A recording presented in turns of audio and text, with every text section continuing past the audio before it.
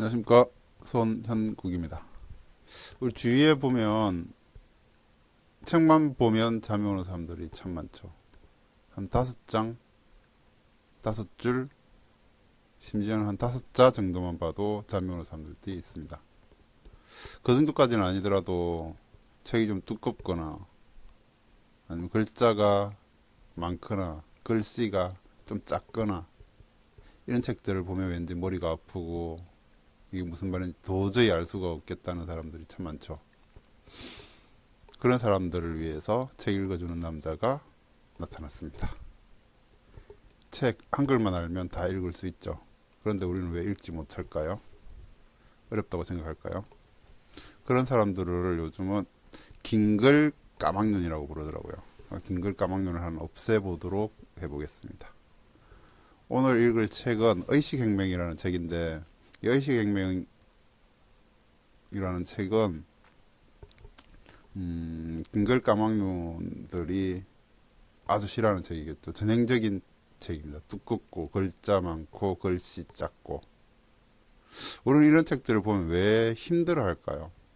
한글 다 아는데. 이유는 평소에 책 읽는 습관이 제대로 되어 있지 않았고, 그다음에 이 책에 대한 뭐 사전 지식 등이 없기 때문입니다. 이 책을 읽기 위해서는 처음부터 이 책에 도전하면 아마 힘들 거예요. 이 책을 읽기 위해서는 뭐 미움받을 용기라든지 이 비슷한 책들, 강신주의 감정 수업, 김광석과 철학하기, 시를 이전 그대에게, 이 책이 의식혁명이랑 뭐 큰 관련은 없지만 이런 책들을 읽으면서 책 읽는 습관을 길러주고 그다음에 뭐 감정이라든지 의식, 생각 수준을 높여놓으면 이 책을 의식혁명 책을 읽기가 조금 더 쉬워질 거예요. 심지어는 여기 있는 뭐 시를 잃은 그대에게라는 책은 시를 설명한 책인데 왜 의식혁명과 관련이 있을까? 나중에 뒤에 뭐 강의 내용에 나오겠지만 이런 책들도 책 읽는 습관을 높여놓으면 쉬운 책들로 책 읽는 습관을 높여놓으면 다른 두꺼운 책도 읽기 쉽다는 뜻이죠. 그리고 또 시를 읽은 그대에게 시를 공대생들을 위해서 뭐 편안하게 재미있게 읽을 수 있는 방법을 쓴 책이지만 이 책도 의외로 글자 수가 많아요. 재미는 있지만 흥미는 있지만 그렇게 쉬운 책은 아닙니다. 그리고 이 책과 함께 놓아버림이라는 책, 데이비드 호킨스가 쓴 다른 책인데 의식혁명을 조금 더 쉽게 풀어 쓴 책이에요. 이 책도 역시 두껍습니다. 의식혁명보다 조금 더 두꺼운 것 같아요. 글자도 많고 쉽지는 않지만 의식혁명을 조금 더 풀어서 썼기 때문에 읽을만 할 거예요. 책이 두껍다고 너무 두려워할 필요는 없습니다. 두꺼운 책이 오히려 더 쉬울 수 있고 더 재밌을 수 있습니다. 의식혁명에 대해서 한번 해볼게요.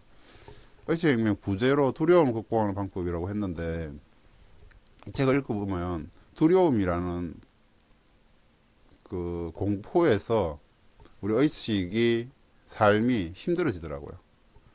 그래서 이 두려움을 극복할 수 있다면 우리 삶이 조금 더 수준 높은 삶이 될 수 있을 것 같아요. 의식도 그만큼 올라가겠죠. 이 강의를 세 번에 나눠서 할 거예요. 1부는 의식이란 과연 뭐냐. 책을 읽기 전에 책을 읽기 위해서 기본 지식을 쌓는 시간이고요. 2부는 의식혁명. 진짜 이제 책풀이. 데이비드 호킨스의 의식혁명에 대해서 17가지 의식 수준에 대해서 한번 풀어볼 거고요. 읽지는 않고 그냥 전체적인 내용을 풀 거예요. 그리고 3부는 이 책을 통해서 남는 이 두려움을 극복하는 방법에 대해서 한번 알아보겠습니다. 역시 의식 수준을 통해서 두려움을 극복하는 방법을 알아볼 겁니다. 1부, 과연 의식이란 뭐냐? 의식이 뭘까요? 코에 뾰루지가 났어요. 그럼 하루 종일 이 뾰루지만 생각하면서 살겠죠. 삶이 뾰루지 중심으로 돌아갑니다. 이게 의식이에요. 하루 종일 뾰루지만 의식하고 사는 거. 이게 익었을까? 짜야 될까? 누군가 물어보겠죠. 거울도 보고 신경도 쓰이고 하루 종일 이 뾰루지만 생각하면서 살 거예요. 뾰루지 코에 난 뾰루지 하나 났는데 만약에 이 사람 몸속에 암세포가 자라고 있다면 어떨까요? 암세포가 살아있는 사실을 이 사람은 몰라요. 그렇기 때문에 이 사람은 속에 있는 그 큰 암세포는 의식하지 못하고 뾰루지만 의식하면서 살아가는 거예요. 그리고 암세포는 점점 커지겠죠. 이게 맞는 삶일까요? 누군가 이 사람 몸속에 암세포가 들어있다는 사실을 알아냈다면 이 사람한테 이야기해줘야 되지 않을까요?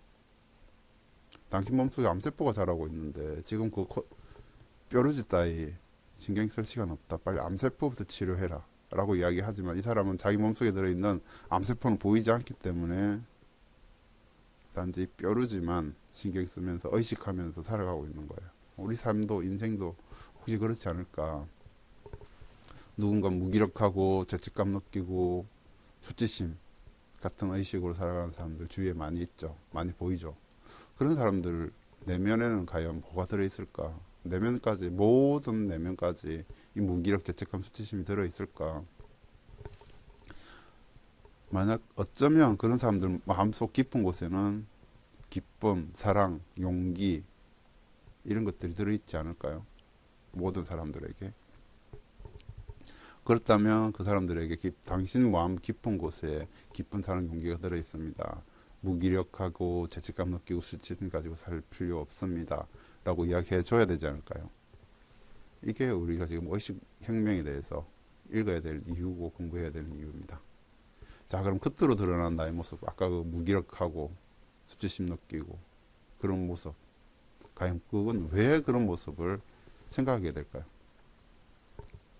보통 이렇죠. 나는 원래 이런 사람이야. 저 사람 원래 저런 사람이야. 그 겉으로 드러나는 그 모습 어디서 만들어졌을까요? 아들러의 5가지 기본 오류. 아들러 심리학자 아들러는 다 들어보셨죠? 정확한 내용은 몰라도 돼요. 아들러의 5가지 기본 오류에 보면 이런 내용이 있어요. 단정, 과장, 간과, 지나친 일반화, 그릇된 가치관. 단정이란 가능성에 지나지 않는 것을 일방적으로 결론 내린, 과장은 오인 것을 심으로 부풀려 받아들이는 방식, 간과 어느 한 부분만 보느라 다른 면을 보지 못하는 것, 지나친 일반화, 한 영역의 문제인데 모든 영역의 문제로 받아들이는 것, 그릇된 가치관, 자멸적이고 파괴적인 가치관을 받아들이는 것. 무슨 말인지 모르시겠죠? 자, 이 사진에 보면 띠틀이 하나 있습니다. 자, 띠틀을 넘는 과정을 한번 볼게요. 단정하는 거죠. 이 띠틀 과연 뛰어넘을 수 있을까요? 저는 도저히 못 뛰어넘을 것 같아요. 시도도 안 해볼 것 같은데. 왜냐하면 안 될 것 같아요. 단정해버리는 거죠. 난 이 띠틀 못 넘어. 해보지도 않고 그냥 단정해버리는 거예요. 난 이 띠틀 못 넘는 사람이 돼버렸죠, 벌써. 과장을 하는 거죠, 이제. 오인 것을 10으로. 왜 못 넘을까요? 너무 높아서. 한 10m는 돼 보이는데. 이걸 어떻게 뛰어넘냐고. 이런 생각을 하게 되겠죠. 근데, 이건 2m짜리입니다. 해볼만 해요. 그런데도 과장을 하고 너무 높아서 못 넘겠다고 하는 거죠. 그리고 관과는 뭐냐면, 잘 보면 이 틴트를 뛰어넘을 수도 있는 주변들이 많아요. 왜냐하면 앞에 잘 보면 구름판이 있죠. 이 구름판을 잘 뛰어넘으면, 잘 밟으면 뛰어넘을 수도 있어요. 그리고 옆에 보면 매트리스가 보이죠. 그리고 뒤에 보면 더 높은 매트리스가 있어요. 그리고 띠틀 사이사이에도 매트리스가 있습니다. 이게 무슨 말이냐면 설령 뛰어넘지는 못하더라도 죽지는 않는다는 거죠. 죽지 않을 뿐 아니라 웬만해서 다치기도 힘들어요. 이 띠틀을 뛰어넘을 만큼 속도를 내지 않으면 저 매트리스에 부딪혀서 절대 다치지 않습니다. 해볼만 하죠. 간과하지 않으면 주위를 둘러보면 해볼만 합니다. 그리고 지나친 일반화. 한 영역의 문제인데 모든 영역의 문제로 받아들입니다. 이게 무슨 말이냐면 나는 솔직히 이 띠틀 못 넘을 수도 있어요. 노력하면 넘을 수도 있지만 아무리 노력해도 못 넘을 수도 있어요. 팔에 힘이 없거나 다리에 힘이 없으면. 그러면 나는 띠틀 하나 못 넘는 사람이잖아요. 그런데 대부분 사람들이 나는 이 띠틀 하나 못 넘는 사람일 뿐인데 다른 건 다 잘하는데 공부도 잘하고 다른 축구, 뭐 야구 이런 운동들 잘해요. 심지어 노래도 잘하고 춤도 잘 추고 인간관계도 좋은데 이 띠틀 하나 못 넘는다고 나는 그냥 띠틀도 못 넘는 무능력한 사람이야 라고 돼버리는 거죠. 이게 지나친 일반입니다. 그리고 그랬던 가치관. 자멸적이고 파괴적인 가치관을 받아들이는 거죠. 나는 아무것도 못하는 사람이 돼버리는 거죠. 띠틀 하나 못 넘었을 뿐인데. 우리 인생에 설마 이런 사람이 있을까 싶겠지만 우리 인생을 살다 보면 이런 사람들 생각보다 많습니다. 대부분 사람들 그럴 수도 있어요. 왜냐하면 실수에 집중하는 거예요. 내가 잘못한 거에만. 내가 잘못한 거에만 집중하기 때문에 내가 잘하는 모든 것을 간과하고 나를 그냥 못하는 사람으로 판단하고 단정 지어버리는 거죠. 그래서 나는 원래 이런 사람이에요. 상대방을 볼 때도 마찬가지죠. 저 사람은 원래 저런 사람이야 라고 돼버리는 겁니다. 이 책 미움받을 용기라는 책은 많이들 보셨을 거예요. 직접 뭐 읽어보지 않았을 수도 있지만 내용을 많이 들어도 보셨고 알고는 있는 책일 거예요. 이 미움받을 용기라는 게 어찌 보면 실수를 안 하려고 하는 삶일 수도 있어요. 내가 실수를 하면 누군가에 미움받을까 싶어서. 대부분들 그렇게 살고 있지 않습니까? 미움받을 용기가 없어서 그냥 실수 안 하고 평범하게 살려고 노력하는 사람들 많잖아요. 이 책을 한 번 더 풀어 쓴 책이 이 책입니다. 나는 더 이상 착하게만 살지 않기로 했다. 묘하게 미움받을 용기하고 어울리는 책이에요. 이 책 역시 아들러의 심리학을 풀어서 쓴 책입니다. 일본 사람이 쓴 책이죠, 두 개 다. 미움받을 용기를 어찌 보면 이 책은 한 번 더 풀어서 썼다고 볼 수 있어요. 나는 더 이상 착하게만 살지 않기로 했다. 이 말이 미움받을 용기와 똑같은 말이에요. 미움받을 용기가 없기 때문에 착하게 사는 거야. 나는 착한 사람이 되고 싶다. 그래서 실수하지 않고 미움받지 않고 착하게 사는 거죠. 왜 이럴까요? 왜 이렇게 살려고 할까요? 대부분 사람들이 그냥 착하게 미움받지 않게 용기 없이. 왜냐하면 내 감정이 내게 아니기 때문에요. 자기 감정이 자기 게 아니기 때문에. 이게 무슨 말이냐면 잘 보세요. 내 감정이 내 건지 남의 건지, 내가 얼마나 남의 눈치를 보면서 사는지. 친구한테서 전화가 왔어요. 내가 텐트를 샀는데 나하고 같이 캠핑을 한번 가고 싶어. 내가 새 텐트에 나하고 같이 가서 놀고 싶다. 캠핑 나하고 같이 갈래? 너무 고맙죠. 나를 이렇게 생각해 준 친구가 있었구나. 그래서 친구가 텐트를 준비하고 캠핑 장비를 준비했기 때문에 나는 장을 봤어요. 그리고 토요일 날 출발하기로 했는데 나는 이제 금요일 날 저녁에 이제 장을 보고 토요일 날 새벽부터 일어나서 장 본 걸 준비하고 가방을 싸고 있는데 그 다음날 아침에 친구한테 전화가 온 거예요. 갑자기 일이 생겨서 못 가게 되었다. 자, 친구에게 이 말을 들으면 기분이 어떨까요? 내가 가자고 한 것도 아니고 지가 가자고 해놓고 갑자기 일방적으로 못 가겠다고 하니까 이 사람이 나를 어떻게 보는 거야? 뭐야? 장난쳐? 이런 감정이 들겠죠. 짜증부터 나겠죠. 그런데 만약에 토요일 아침 똑같은 상황이에요. 친구가 가자고 하고 나는 장을 보고 토요일 아침에 일어났는데 몸이 너무 아파요. 온몸이 바늘로 콕콕 찌르는 것 같은 몸살 기운이 쫙 퍼져 있어요. 친구한테 전화를 해서 못 간다고 해야 되나 말아야 되나 하고 있는데 친구한테 전화가 왔어요. 친구가 이렇게 이야기했겠죠. 갑자기 일이 생겨서 못 가게 됐다. 미안. 이라고 이야기하면 내 기분이 어때요? 아까처럼 짜증이 나던가요? 날까요? 고맙겠죠. 이 친구 봐라. 내가 통하네? 이런 생각이 들 수도 있어요. 친구가 뭘 잘못했나요? 친구는 똑같은 시간에 전화를 해서 미안해 못 가게 되었어 라고 말했을 뿐입니다. 그런데 나는 내가 받아들이는 감정은 완전히 다르죠. 친구의 문제인가요? 내 문제인가요? 내 감정은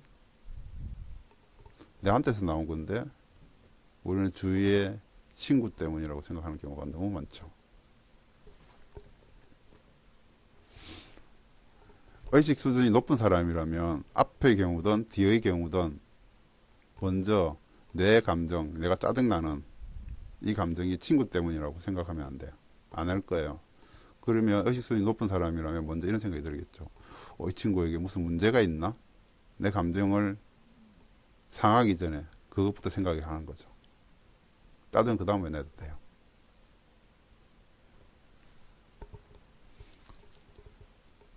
우리는 이뿐만 아니고 내 감정인데 남 탓만 하고 있는 경우가 엄청 많죠. 저녁에 남편한테 전화가 왔어요. 오늘 회식이라서 한잔 하고 갈게. 저녁 먹고 늦게 들어갈 것 같아. 이 전화를 받으면 항상 기분이 좋던가요? 항상 짜증이 나던가요? 그때그때 다르죠.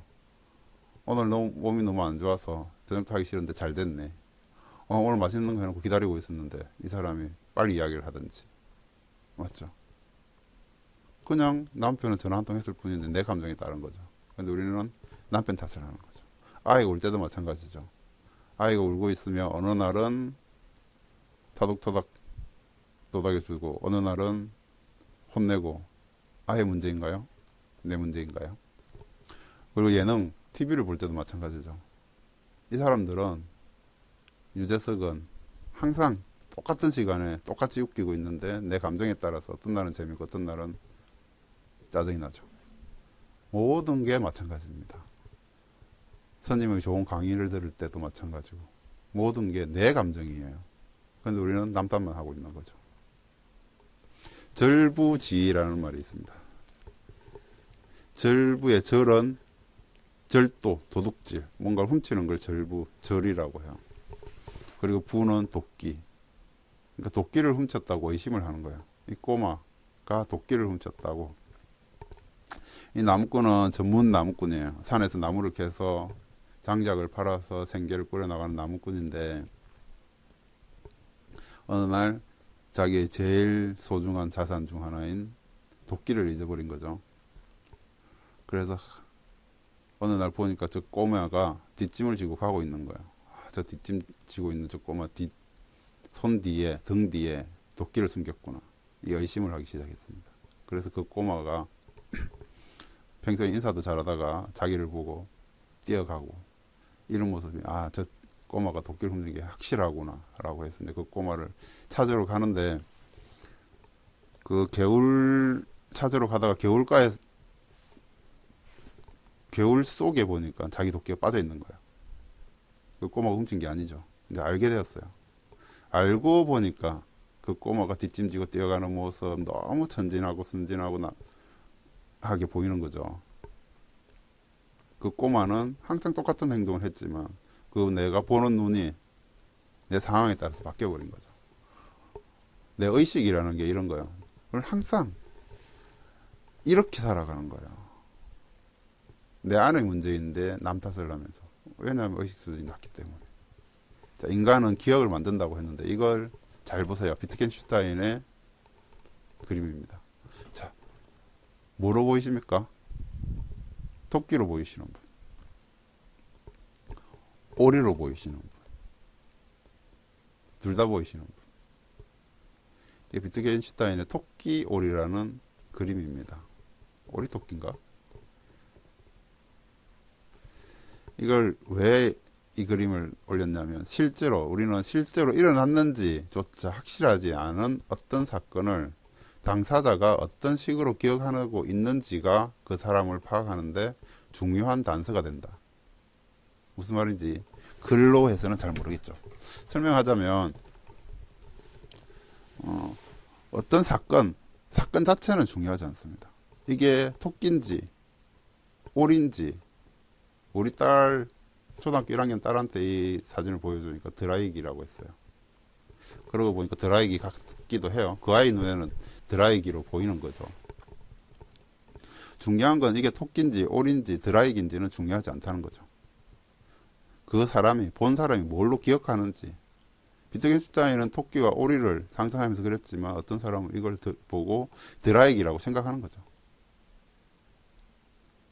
그냥 뭐냐, 이게 토끼인지 오리인지가 아니고 그 사람이 이걸 토끼로 기억하느냐 오리로 기억하느냐 드라이기로 기억하느냐가 중요하다는 거죠. 모든 사람이 똑같은 걸 보고 의식이 다르기 때문에 다르게 느껴진다는 거죠. 휴머의 당구공의 알리바이라는 게 있습니다. 당구공을 쿡 치면 앞에 돌이 어떻게 될까요? 우리는 안 봐도 알죠. 뒤에 공을 쳤지만 앞에 공이 움직일 거라는 사실. 그렇지만 앞에 공이 앞으로 갈지 뒤로 갈지 옆으로 갈지는 몰라요. 어떻게 치느냐에 따라 다르기 때문에. 그저 부딪혔을 뿐인 움직이게 하지는 않는다. 부딪힌 이유는 경험한 적이 없다면 예측할 수 없다. 상상과 습관이 주범이다. 라고 되어 있는데, 우리는 평소에 봐왔기 때문에 아는 거예요.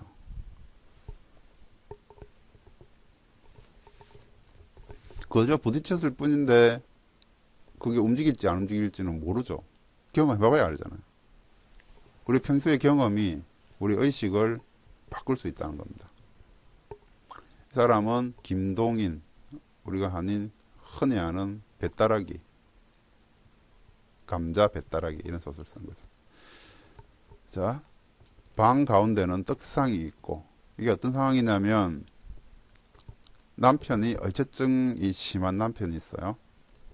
그리고 그 남편의 동생이 이제 형수를 보니까 너무 불쌍한 거죠. 의처증이 심하니까 의심하고 때리고 그런 형을 보니까 형수가 너무 불쌍해서 동생 형수한테 평소에 너무 잘해줬어요.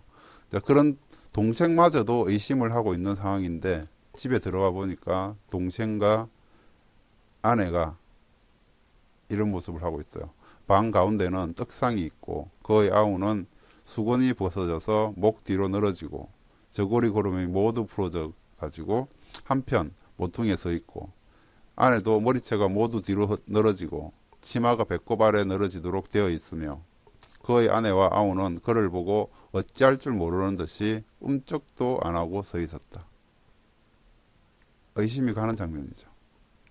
보통 사람, 평범한 사람이 봐도 의심을 할 수 있는 장면이지만 이기 때문에 의처증이 있는 남편은 더 당연히 의심을 했겠죠. 그러자 동생이 이렇게 이야기합니다. 방에 쥐가 들어와서 쥐를 잡았다. 그러니까 형은 뭐 말을 들으려고 생각도 하지 않죠. 어디 거짓말을 하냐고. 성을 내면서 화를 내면서 때리려고 하니까 동생과 아내는 도망가 버립니다. 그리고 사흘 뒤 아무리 찾아도 그리고 이제 도망가고 나니까 방 안에 있는 이불인가 뭐 옷에서 쥐가 한 마리 찍찍찍 기어 나오는 거예요. 알고 보니까 진짜로 쥐를 잡았던 거예요. 그래서 이제 남편은 다시 또 후회를 하게 되는 거죠.